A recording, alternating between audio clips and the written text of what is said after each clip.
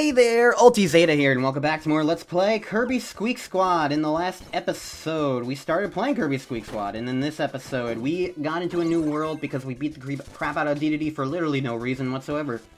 We falsely accused him of stealing something, he didn't steal it, and we beat him up, and then he threw us at a pile of mice, so I guess we're all even. Anyways, new ability time. It's the metal ability. All we get to do is walk really slowly. It is the most glorious ability of all time. We can't inhale, we can't attack, we can barely jump, you can barely float too. We can't run.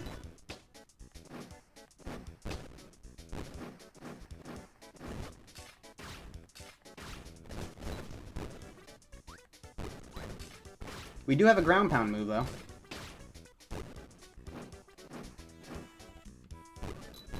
We are invincible also, so we can just walk through everything. But it's not the most exciting ability of all time. There's a reason why it's never shown up again, after all.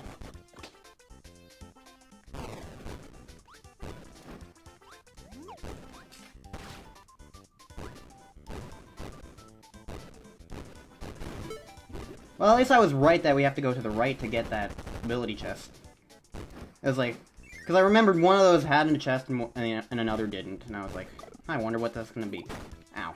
Now this is Bubblehead, and he gives us the bubble ability, and bubble is kind of funny because it just turns everything into bubbles. So if you want something, you can store it for later. It's one of the most useless abilities, but I always just found it really funny. I don't know, I like it. Anyways, it's time for this classic Kirby puzzle. Certainly have never seen that before in our lives.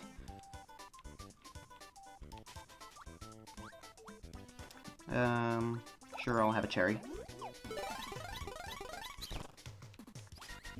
Alright, run away from Spinny now.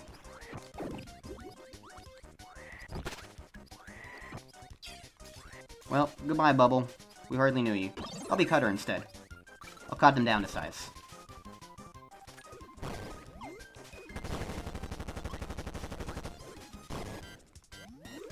Goodbye. So, this is basically how Kirby Squeak Squad's gonna work. We just keep going through levels, getting chests, the usual kind of shenanigans. Nature Notch. I'm glad I didn't say the name of this level earlier because I almost called it Nutty Noon. That's Return to Dreamland. Me. Be better about your Kirby knowledge. Me.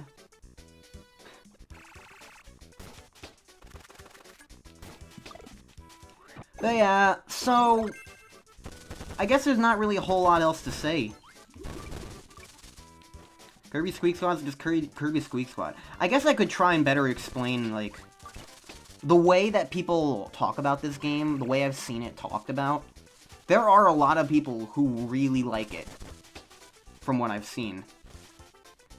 But what I find interesting is that I don't really necessarily see the reasoning why they like it so much. Because, I mean, again, it's not really that it's a bad game, but it feels really, really unremarkable to me.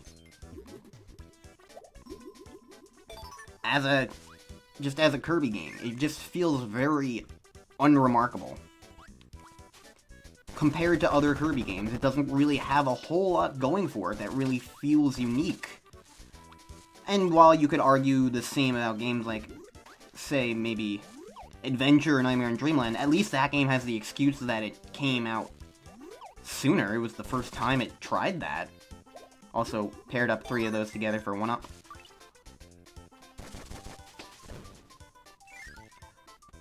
But with Squeak Squad, it's like, I don't know. It just feels like a generic Kirby game without a whole ton going for it.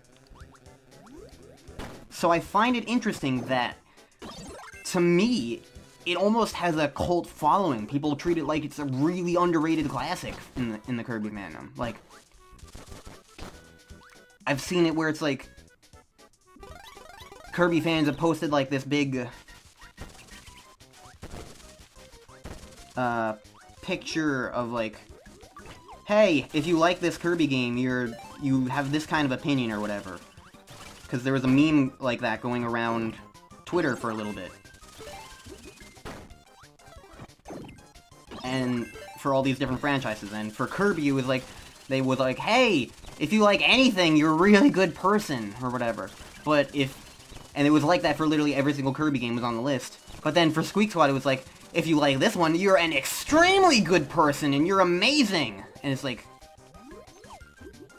I don't get it, I guess, is the best way I can explain. Because it's just a Kirby game. It just is what it is. So, in my experience, the only thing, to me, that really would warrant that kind of reaction are, simply put, people who are salty because it's one of their childhood games, and it's not a fundamentally bad game at all. It's a good game. It works, it's enjoyable, it's Kirby. So they see people ragging on it as like, how dare they? This game was great! I loved it as a kid. I loved it now. How could anyone be like, how this game's so... And so that's the kind of what I feel is the most likely scenario, honestly. Maybe it's wrong or not, but I don't know. The kinds of people that I see talk about Squeak Squad in that kind of regard are almost always people who are just genuinely nostalgic over the game. Not necessarily anything else, just people who played it as a kid, enjoyed it, and want other people to enjoy it too, and are disappointed that other people don't. I don't know. I get that a lot in the Kirby...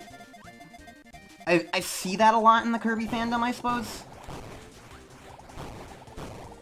Like, there's this sense sometimes that, like, Kirby fans, like, really overvalue, sometimes, the weight of their franchise. Like, I don't know how else to put it, but, like,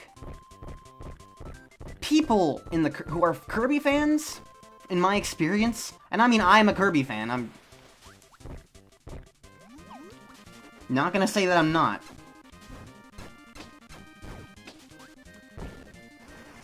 But there is certainly a kind of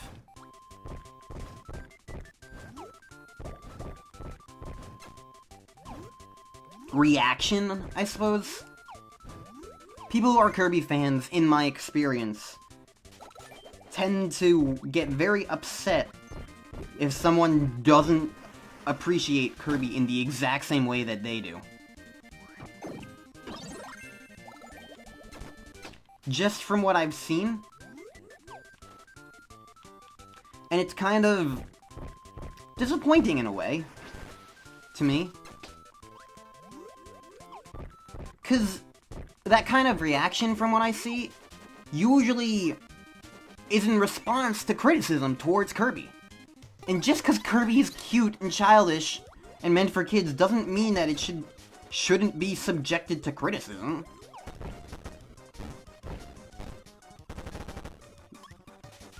But that's kind of the reaction that I generally see a lot of the time, is that, like, because you liked it as a kid, and because it's cute and silly and whatever, that means it's immune to criticism. I don't know, everything can be criticized, not everything is perfect. Kirby certainly isn't. What Kirby gets right is that it knows exactly what it's trying to be, and succeeds at doing exactly that. Like, I would never criticize this game for being too easy, because, yes, it's an easy game. It's one of the, if not the easiest Kirby game ever. But it's a game series meant for children. So I'm not going to say that it had to be an extremely difficult challenge. Maybe it's a bit disappointing that there wasn't a greater challenge to it, but just being easy isn't warranting of ridicule.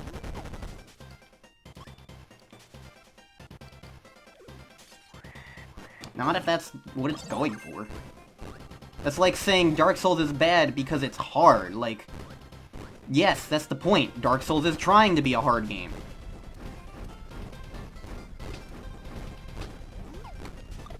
Why am I metal?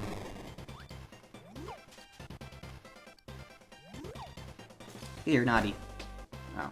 Naughty can't kill me. Waddle Dee, can you kill me? I mean, I'm barely ever gonna die in this game anyway, so... I would appreciate being murdered. Thank you very much.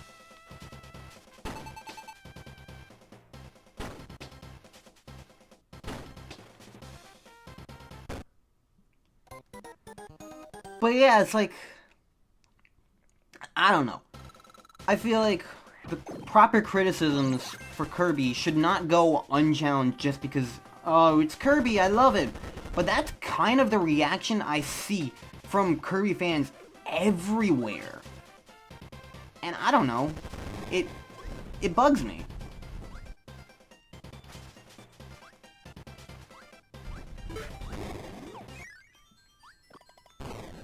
I don't know, I want Kirby to get the kind of respect that other game series get.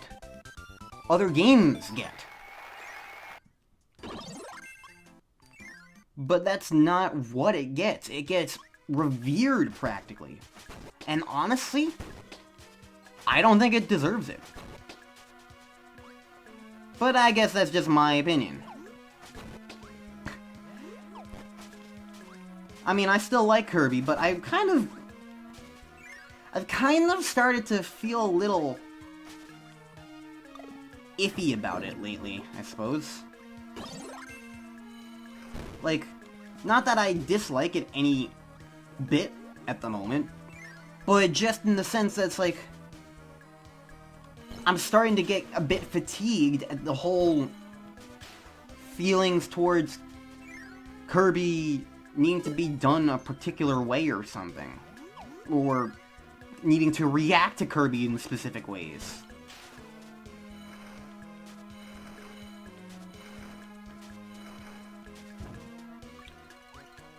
I don't know, I guess it's just kind of a little disappointing. I'm disappointed. I don't know, it's hard to explain, really. But back on the topic of Kirby Squeak Squad, I guess it's like... I feel like the reason why Squeak Squad is the way it is because of how... This was the first, and I believe only game in the series to not really have the kind of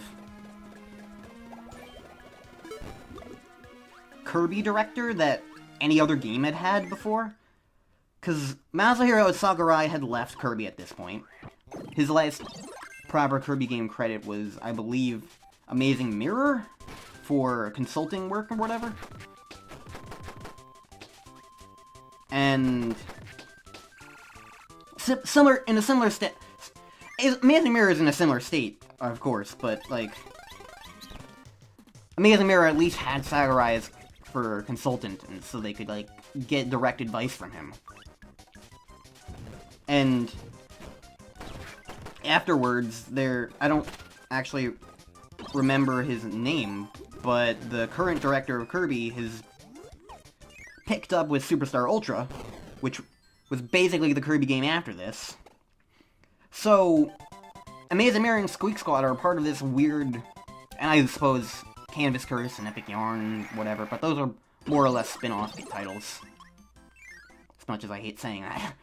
They're spin-off titles, they're not proper traditional Kirby or anything.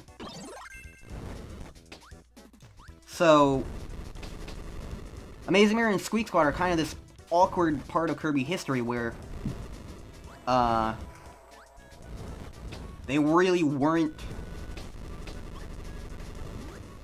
done in the same kind of way. They weren't... I don't want to say made as professionally, because that just feels rude, especially since Amazing Mirror is one of my favorite Kirby games, even though it's certainly not one of the better Kirby games, it's still one of my favorites. What's just weird is that, like, these were the kinds of Kirby games that were, like, just kind of awkwardly there, again. The easiest way to describe this game is just the one that's awkwardly there. So, I feel like Amazing Mirror tried to be something different with the, you know, the maze and the non-linearity of it all. That's what Amazing Mirror tried. But then with Squeak Squad, they just wanted to go back to basics. So they built upon the framework of Nightmare in Dreamland, very directly, I might add. And from there, it just kind of, that was it. They made a new Nightmare in Dreamland style game. I'm gonna go down. It's not necessarily... Again, it's not really necessarily a bad game. It's certainly a fun game. Like, it's a Kirby game. Like, it works out. It's not bad, it's not awful, it's just... At its worst, it's generic.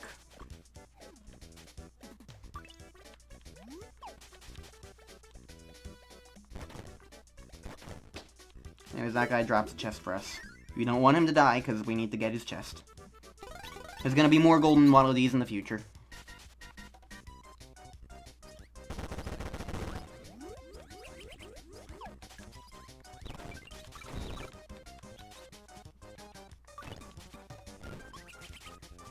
No. If they get into this kind of stumpy thing, don't worry, because you can go in there and chase after them and then get your chest back. There's a little room in there for you to battle them.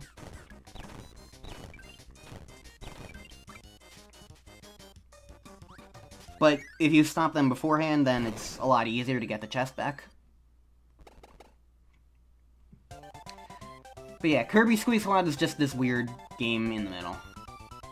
And to me, I feel like most of the time that it actually gets revered is from the kind of person who really is nostalgic over it, as opposed to anything else.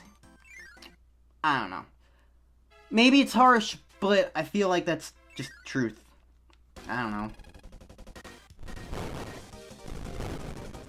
Anyways, let's meet Mrs. Moley. Remember Moley from Amazing Mirror? This is his wife, I guess.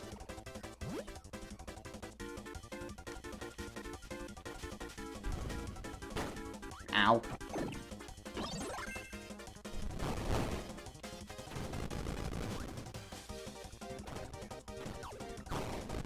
Apparently I was not close enough to hit him there. I'm sorry. I'm just used to Moley being... Moley is a girl in my head. I'm more experienced with Amazing Mirror, and Moley appears a lot more than Mrs. Moley, so I apologize. Anyways, that's done. We can just go ahead to Cushy Cloud, the next area. So next time on Let's Play Kirby Squeak Squad, we'll be going to Cushy Cloud and fighting clouds and stuff. I don't know. And talking about something else, I suppose. So see you guys then!